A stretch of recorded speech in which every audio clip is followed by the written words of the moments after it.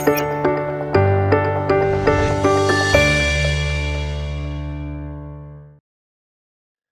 everyone, and welcome to our first English for Web 3 lesson. Today, we're going to look at some language we can use for explaining a technical process. Let's get it. So first, let's go over what we're going to learn here in this short video here. One of the first things we're going to look at, of course, is our language, our target language there, which is our sequencers. And what these do is they help us to present steps in a technical process in a clear, logical order in English. We're going to take a look at the purpose of each kind of sequencer. And what this is going to do is allow us to understand the specific time when we can use these sequencers inside the process. And finally, we're going to look at the usage, which is the examples of each of the sequencer. I think we got about 7 sequencers, 7 different vocabulary terms here that we're going to look at. And hopefully you'll be able to get some other vocabulary terms there along the way. All right, are you ready? Here we go. So many of you may be wondering, what exactly are sequencers in English, right? So basically, sequencers are words and phrases that help organize ideas chronologically. And this just means that in order, first, second, third, like that, right? They tell the reader or listener what happens first, next, and finally. These expressions are especially useful when we give tutorials, writing documentation, or describing how code or smart contracts behave over time, right? So these are words or phrases that let our readers or listeners know the order of things in the process when things are happening, okay? They're extremely important. And these sequencers can also be used in many other types of processes and steps, not only just for tech. Here we go. Let's take a look at what some of these sequencers are. So we'll go through them one by one. I think we got about 7 of them here. So the first one is to begin with, right? The first sequence here we're going to talk about is to begin with.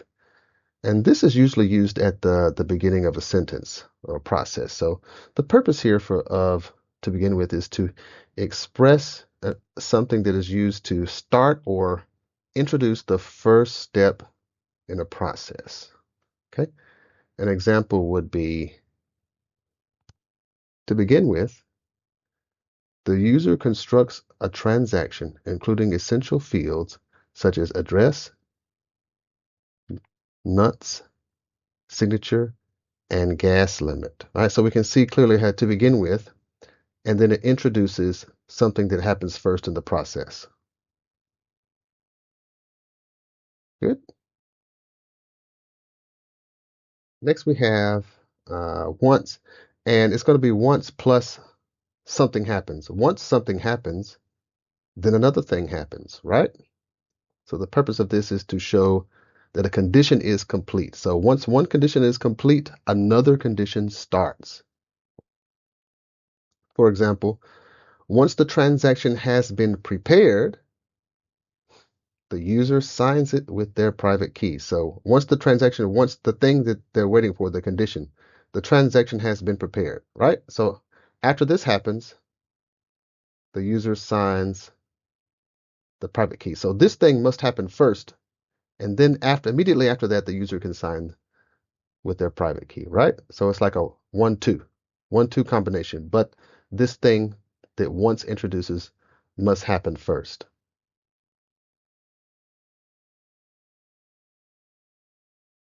Subsequently, this is a nice word here. Subsequently. The purpose of subsequently is to indicate the next major step in the process. It introduces something that comes as a result of the previous step.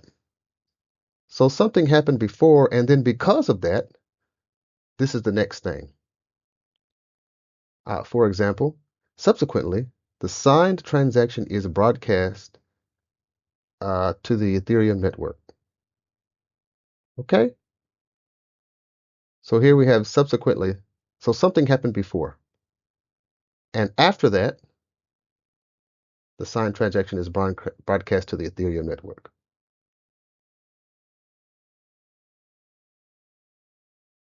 Prior to, the purpose of prior to plus the thing.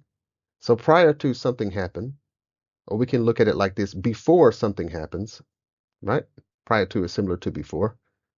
So prior to indicates an earlier stage in the process to what the sentence states, similar to the word before, as I just said. The example here, prior to execution.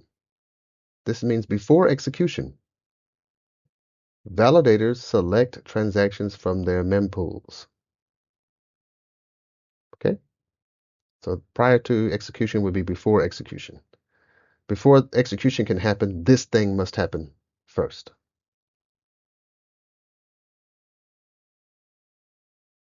At this point is a quite an interesting one because we can use at this point at many different parts of the process to uh, emphasize the current state of a stage.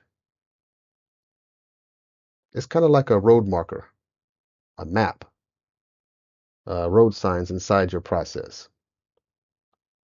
For example, at this point, some point that's currently being mentioned in the previous sentence, at this point in the process, right now in the process, the transaction is considered permanently settled.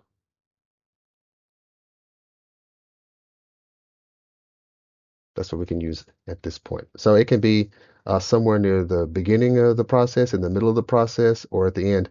In this case, if we're talking about a transaction being permanently settled, then it's most likely at the end of the process when the transaction is permanently settled.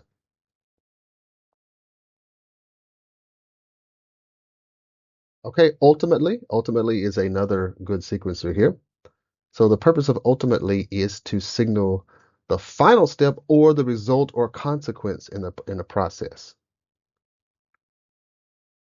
For example, ultimately, once the transaction is included in a block and that block reaches finality, the transaction is considered permanently settled.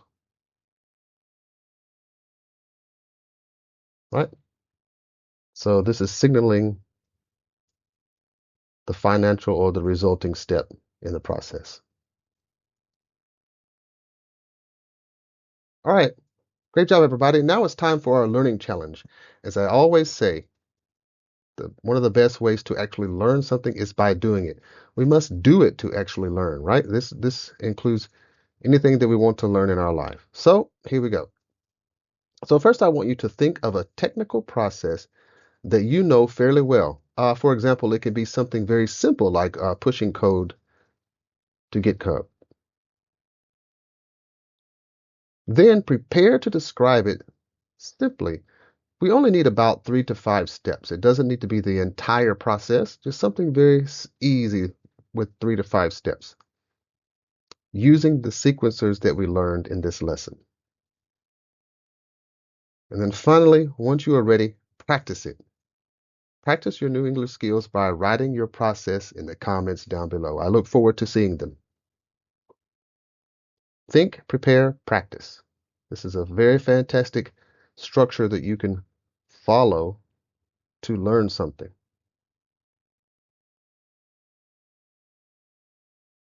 Thank you very much. I really appreciate you checking out this video. If you'd like to learn more, there's links in the description below where you can go check out our full lessons there, which include quizzes for you to test your knowledge. And then we have our glossary explainers that we're working on at the moment, and more things to come on Fluent Dev. Thank you once again. I look forward to seeing your processes in the comments, and we will see you in the next video.